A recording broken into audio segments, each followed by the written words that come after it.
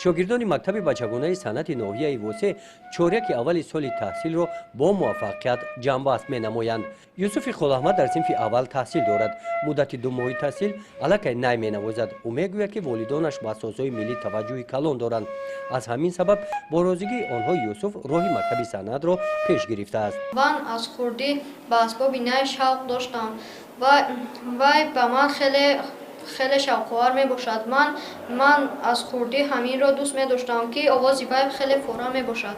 در این بخش رمشید مرادов استاد است. نازکی های این ساز ملی را به یوسف و دیگر شاگردانش طبق نقشه تعلیمی یاد می دهد. او ختم کرده کالج صنعت به نام کرامت الله قربانوف شهر کولاب می باشد. در مکتب بچگانه صنعت ناحیه وسه سال 4 فعالیت کاریش است. رمشید میگوید که کودکان با آموزش سازهای ملی توجه کلان دارند. من در اینجا دارای 6 شاگرد هستم که شاگردای من به نهایت شاگردای خوب هستند.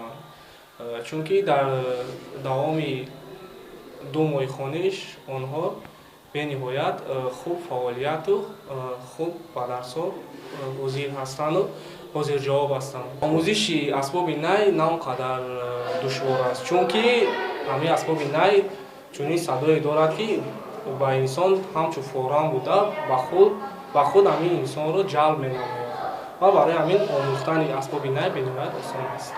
وقتی مشغولیت ها در برابر صدای نی، اینجا صدای دیگری سازهای گوناگون ملی فوراً به گوش می‌رسند. صدای رباب ما را وارد این صنفخانه گردانید. اینجا مشق رباب گرم ادامه دارد. ادریس نجمیدینوف شاگرد سال اول مکتب است. آواز او خیلی فورام است، برای همین من رباب را انتخاب کردم. در مکتب بچگانه صنعت ناحیه وسه 118 نفر کودکان با آموزش سازهای ملی درام و رسامی جلب گردیدند. چهارک اول سال تحصیل را به انجام رسانیده و تعطیل تیر ماهی می‌برایند. گزارش خوجا نظریف خدای نظر ظهوروف از ناحیه وسه برای برنامه اطلاعاتی نوید.